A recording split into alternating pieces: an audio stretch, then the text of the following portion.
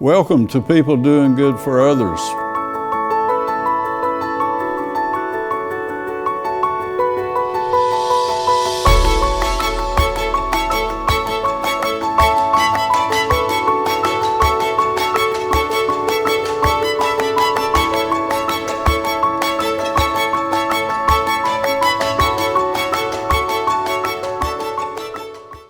Welcome to People Doing Good for Others, where we celebrate and honor and hold in the light those who are truly making significant contributions in our communities. I want to thank Wilkes Communications and RiverStreet Productions and 100.9 WIFM for this opportunity. I'm Gary York, and again, thank you for being with us today. Our featured guest today is Ms. Kristen Macemore. At Wilkes Community College, she is the Dean of Business and Student Services Technologies. She's a veteran there, having joined the staff in 2003. She grew up in the eastern part of Wilkes County as a graduate of East Wilkes, Wilkes Community College, and Gardner-Webb, where she also has her MBA. Part of our discussion today will be about the Clyde Stone Culinary Center, a new building and a new program, an expanded program at Wilkes Community College. So we're going to have a great experience and talk about Ms. Macemore's journey in education. So good morning to you, friend. Morning. Welcome. I'm glad you're here. So a little bit about growing up and going to East Wilkes, and we'll go from there. Sounds good. Yes, I'm a Wilkes County native. As you said, I graduated from East Wilkes High School in 1996. Had a great experience there out at East, very active, very involved. And thankfully I kept my grades up and was involved in clubs and sports. And so college was, a given for me. I was definitely on that track. And as I worked toward graduation and with my counselors, my guidance counselors out there at East, we had planned for me, to go straight to Appalachian. That was my plan upon graduation. Had everything set up down to my roommate, and was planning to go. And then late July that summer, right before it was time to head off, I just backed out. I just wasn't hardly ready. I was a young graduate. I was still only 17. And I was the only child, so very close to my parents, and I just, it wasn't time for me to make that big move yet. And so I remember I called the girl who was going to be my roommate, and I told her, and then I also called my guidance counselor, Pat Lyle, and I told her, I said, please don't be upset with me, but I'm just not ready to go off to Not ready to go. Not ready to go yet. Just didn't seem like the path. And so she was kind enough, she came in over at East and she met with me. She wasn't even on campus during the summer, but she came over there and met with me, and I said, what do I do? I really want to have an education. I want to go to college. What should I do? And so we sat and we talked, and she said, well, what about Wilkes Community College? And I hadn't really dug into Wilkes and what all they offered to that point, but she gave me a catalog, and I took that home and I looked over it with my mom and my dad, and we just kind of looked through the programs, and I chose a program, and I said, technology was coming on, it was late 90s, and so I decided, okay, well, I'm going to go into this program called Microcomputer Systems Technologies. That's what it was called back then. Now that program would be our information technology program. But I found that in the catalog, and I said, I need to learn about technology and computers, so I can't go wrong here. And so sure enough, I got enrolled and got registered to start Wilkes that fall, and began that program. And I just had a fantastic experience there at Wilkes Community College. The folks were so welcoming, the instructors were helpful and supportive, as was the student services staff, and I just felt the love there and the family environment there, and was able to go to school with my husband, for my future husband. We weren't married at the time, but he was there as well, and I met one of my dearest and best friends there at Wilkes Community College while I was there, and it just just a great So experience. it's kind of like family. Very much like family. And I decided then, I'm like, you know, this is where I want to work. This environment is fantastic. I love the mission. I love what they're doing. I love how they were here for me when I wasn't quite sure where to go. And I decided right then, this is where I want to be. And so I continued my education after that, you know, got my bachelor's degree, and then later my master's degree, which was required to teach in the areas that I wanted to teach. Thankfully, in 2003, I was able to go back to Wilkes as an employee, as a faculty So member there. you're a dean now, but did you start as a teacher? I started as a teacher. Yes, I actually, I was able to, right out of college, I got a job at Mitchell Community College, Right. one of our sister colleges, and I worked there for 3 years as an information systems instructor. And so then in 2003, a position became open for the same type of role at Wilkes, and so I was able to get there and get back home. Yeah. So that was wonderful. And then I've been in the Business and Public Service Technologies division my entire career there at Wilkes. So I was in a ribbon cutting social event when we opened the Culinary Center. yes, And that's seeing you for the first time and making a speech. Yes. And you're addressing quite an outstanding group of leaders, Wilkes County leaders and administrators from the school. And I want you also talked about feeling competent and capable in making the speech. So some of that started at East Wilkes. So tell us about that, Ms. Macemore. sure. Yeah, it can be a little intimidating, you know, to speak in front of a crowd, especially such an elite crowd like we had at that gathering. Had so many influential folks there.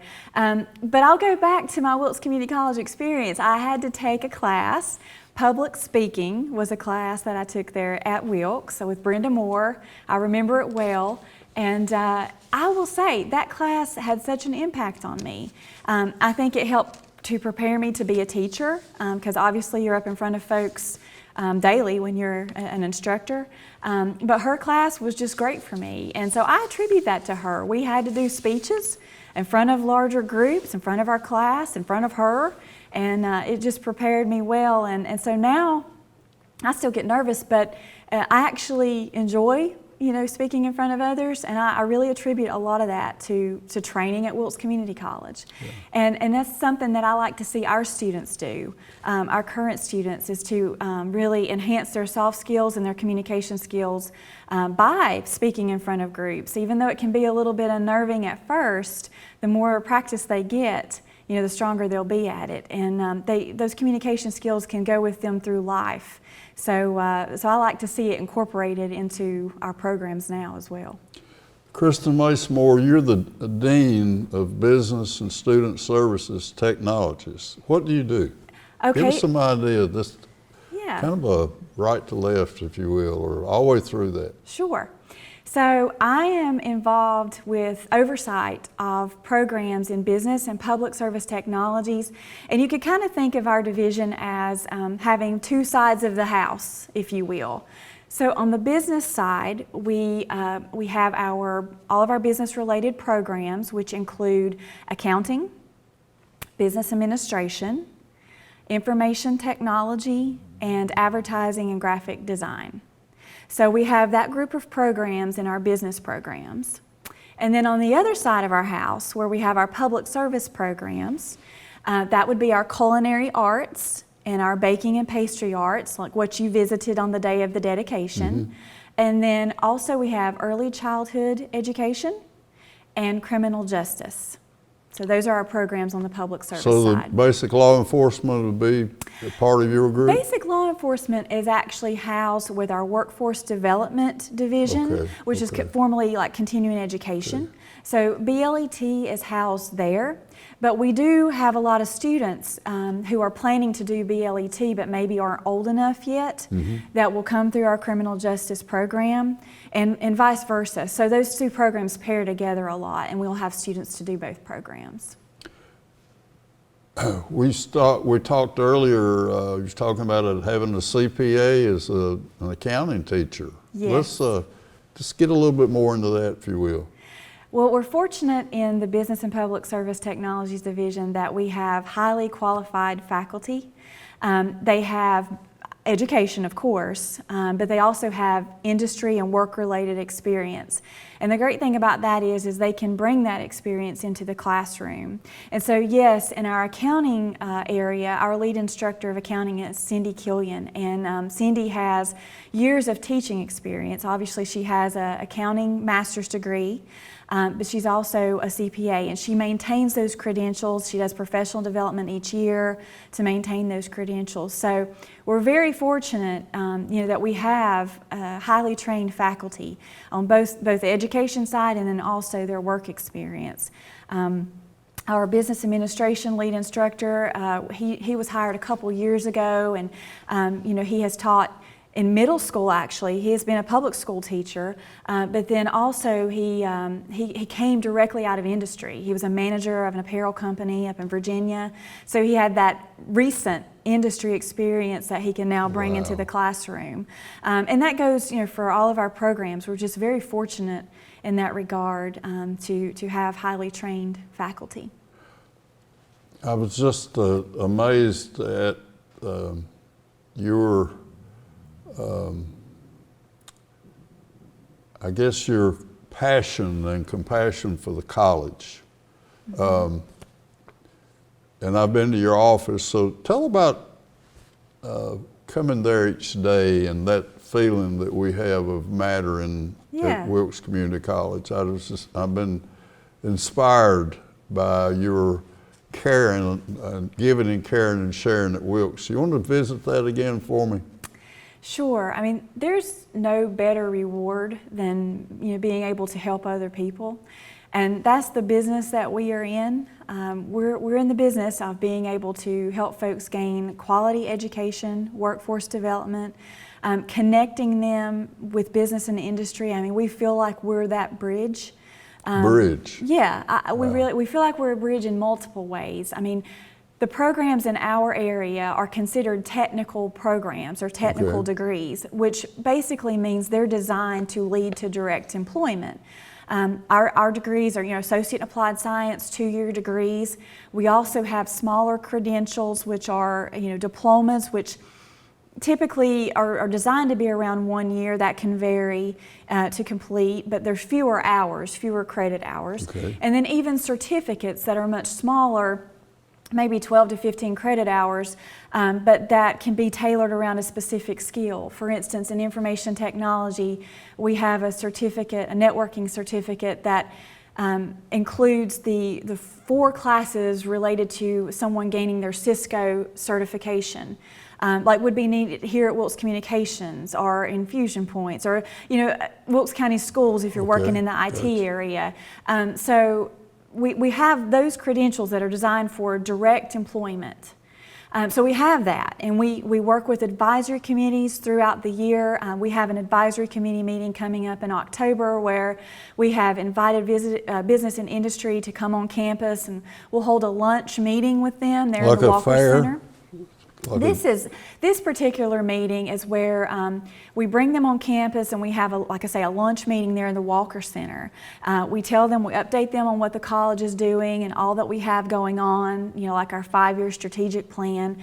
But then we break out into smaller groups where folks from business and industry talk to us about our programs, and we want to hear from them. What do you need out of graduates? What's current trends in your industry? What's going on? And how can we improve and how can we tailor our programs to meet your needs? Because what we want to do is we want to see our students be employed and successfully employed and prepared. And so those folks from industry are kind enough to give us some of their time and to speak to us about what their needs are and to keep us current. And we can't express enough appreciation for that because that's what we need. And you want to know what the employer needs as far as the skills that you can bring to the youngster going to school and then in the workplace. Exactly, yeah. Right. And that's how we feel like we're that bridge. We can take that student, whether it be a traditional student right out of high school or a non-traditional student returning to school to come back for a different career path. We feel like we can help them make those connections with business and industry. We're fairly successful with that. What we look at is, in May when we graduate students, where are they going and where are they being employed? And then also, another great thing about the programs in our area is that most all of our programs, business, accounting, information technology, culinary arts, early childhood, and criminal justice, have what we call 2+ opportunities. And that means, with earning your associate degree with us at Wilkes, that 2-year degree with us, you are employable. You have had direct training in that area, so you're employable, but you also have the opportunity to transfer on and get your bachelor's degree with some of our partner universities.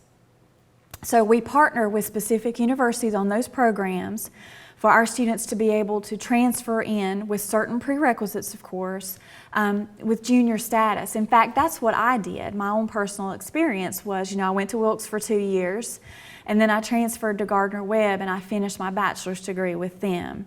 I went in as a junior While status. staying at the community college. Well, Is that my part of it? last 2 years, I did my junior and senior year there with Gardner-Webb, and I was able to work part-time, so I could do that. Oh my goodness. Yeah, so, we can also be that bridge for transfer to certain universities. Like we still work with Gardner-Webb, of course. We work with East Carolina University on our information technology program. We have a lot of students to transfer out of our information technology program into East Carolina. Wow. And students can actually go to Greenville, which we've had students do, or they can take some classes online. We work with Appalachian with our criminal justice program. We recently obtained a 2+ agreement with Appalachian, so our criminal justice students can finish 2 years with us, get their associate degree, and then transfer on to Appalachian for 2 more years to finish that bachelor's degree. Assuming they stay on track, they can finish in 2 years. So The early lots of college, opportunity. the Wilkes County schools, so those, you working with those kids too? Yes.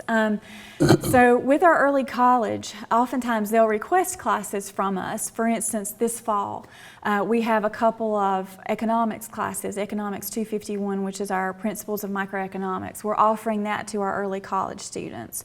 So as there are needs from the early college, we love to meet those needs, and we get to meet some of the early college students in those classes, and hopefully introduce those students to our technical programs and the opportunities that lie there with our technical programs. Certification programs, is that part of it too? You referencing like industry certifications? Yes, especially like for instance in our IT information technology area. Okay. A variety of our courses and certificates are related to industry certifications, like that Cisco certification that I was referencing earlier. Yes. Okay, wow. And we also have Career and College Promise. Career and College Promise is the opportunity for juniors and seniors, primarily juniors and seniors, to begin taking college classes while they're still in high school. And so our division is involved with that as well. We offer information technology courses out. Right now we're offering them at West Wilkes and North Wilkes. And we also have a Business Administration Career and College Promise certificate, and we're running that online. And actually students from all 4 high schools, of course we have the early college students separately, we have them in some other classes, but they can take online business administration classes. Those classes are transferable, meaning that they can get credit at a university for those classes. We've sort of designed that certificate to be a transfer certificate, so they can come to our business administration program at Wilkes, or they can transfer some of those courses in at a university as well. So that opportunity exists for juniors and seniors in high school. Criminal justice is another area that we're very active in with our Career and College Promise offerings, and we've been very successful offering criminal justice classes to high school students. So, we have a lot of if areas a youngster's coming out of school, high schools, and has an aspiration or an idea or a want to, we'll figure out how to get them from here to there. Yes, yes. We want to prevent barriers and roadblocks, and we have a great new program now for high school students. We have our career coaches out in our high schools. We have a career coach placed at all 4 high schools, and also in Ashen-Allegheny. We have, these CCP offerings also work for Ashen-Allegheny because they're also in our service area. So we want to provide these opportunities to those students as well. But we have career coaches in place now, and their primary goal is to meet with those high school students and just help support them in those in the career planning. Understanding different careers, their strengths, their weaknesses, where they interline with these fields and where they might be better suited. And then the pathway, how do we get you on the pathway into that field? So the Career Coach program is very exciting. It's relatively new. I'm sure that you'll have other guests on that will speak more to that and more in depth to the Career Coach program. But the whole purpose there is just to get these students on the right pathway. Wow, that's amazing. How exciting it is to come to work every day and knowing that you can really make a difference, that we have a way, Yes. to bring you from, don't have to be afraid, you don't have to be anxious to come in. And I want to go back to my visit and when I was kind of lost trying to find you. Yes. And that, was it Miss Ellie Elledge? Yes, Ellie from our bookstore. Yeah. Yes. And I ran in, didn't know for sure where to go, and asked her, did she know you? And she said, of course. And I said, well, I need, will you point how to get there? And she said, follow me. And that culture is a Wilkes Community College, that's the backbone of who we are. You want to speak to that a minute about how people are working together as a team and how we must make it work? Yes. Yeah, we really value that personal touch at Wilkes. It's something that we try to instill in faculty and staff, and also in our students. Just the soft skills. Yeah. Coming up to you and not just pointing you where to go, but offering to your office and follow me. Yeah, and that's exactly what we want. And those buildings can be a little intimidating. They can be hard to find your way around in. So great facilities, but sometimes folks need that direction. And that one encounter can make all the difference. It could turn someone away if it was a negative encounter. So we strive to have that personal connection. I won't say we're perfect. We are human and we have bad days, but we strive for that. It's very important to us, and we want that. And we want to instill that in our students as well, because that's going to make a difference wherever they go be employed. Yep. And it's going to hopefully I locally. want to also mention how clean everything is in that building. And so if your staff there are folks who keep those floors shining like they do, just pass along that. So we notice things like that about a facility that's sparkling, a lot of learning going on. We're very blessed. We are. Yep. We have great folks in every department we do. Now let's go to the culinary school, the Stones group that was able to bring that building to a reality, and 21 students. Ms. Macemore, go back to when that started, if you will, and kind of let our folks know about the opportunities there. Sure. So our culinary and baking programs had been housed in Randolph Hall. Great facility, and that's also where our early college is housed, our Wilkes Early College High School. So we had a kitchen up there that we used, and when we added the baking program, just to give you a little history, if that's okay, the culinary program, the culinary program began around 1997. Prior to that, it had been a food service program and a hotel restaurant. We had hotel restaurant management, so we'd had some hospitality programs in place prior to, but around 1997, we switched to culinary arts, what we are today. So we've had that program for a while and been very successful over the years. We've had some large classes come through, and space has always been a challenge. And then around 2005, due to the success of the culinary program and also interest in baking, we had one or two baking courses within our culinary program going on, and students seemed very interested in those. And we had some local bakeries popping up, so we began looking at another program that the community college system had in place, which was baking and pastry arts. And we thought, well, this could be a great branch off of culinary and the success that we've had there. So in 2005, we began the Baking and Pastry Arts program. So, new program here, but not really new space, and we've been kind of tight and cramped. Limited. We've been limited, and in years where we would have really large groups of students, we could only safely hold a certain number, in that kitchen. It just get too many cooks in the kitchen, get too cramped, how Thanksgiving morning can get, we didn't want that going on, folks getting in danger with it being too tight in there. So we really needed some additional space. And then also with the growth of the early college high school, that was, has been coming along as well, and they needed additional space. So we started projecting the idea about the new building, and thankfully that we drummed up support there. I know that we've had the Connect Bond chime in there, and then the foundation got involved, and we began a culinary campaign, and the community just was so great to respond to that.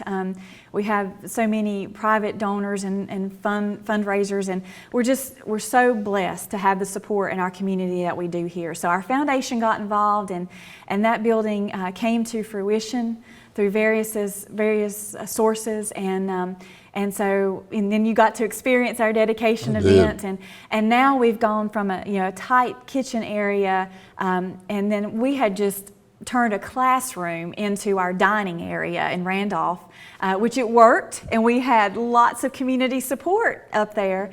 But now in our new facility, we have 3 kitchens. We have a hot lab, a cold lab, and a bake lab. So we have 3 different areas to hold class.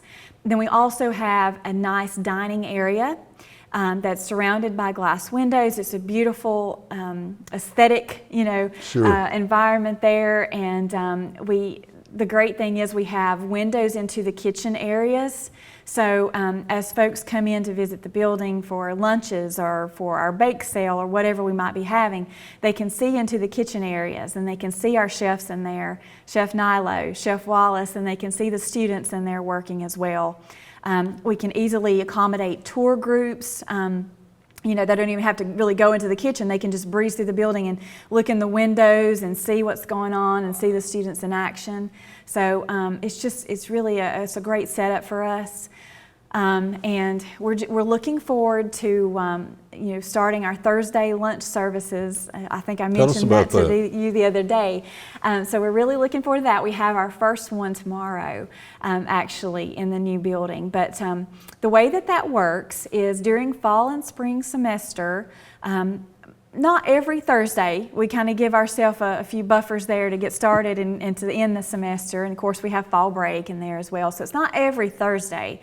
But around 10 Thursdays in a semester, we host Thursday lunch service. And so what happens is our students in both culinary and baking prepare a multi-course meal. And we have students go and come online and reserve seats. And just this year, we debuted a new online reservation system. So our information technology department has helped us with creating an online system. So folks can go online to our website and see the dates that we have available. We also list the cuisine. So, it might be Southern Italy, it might be Mexico, it might be, it might be American one day. It just varies, different regions are focused. It's a global emphasis. So, they can see the entree, see what's being served, and they can reserve a spot online. And so, reserve a couple seats, however many they would like.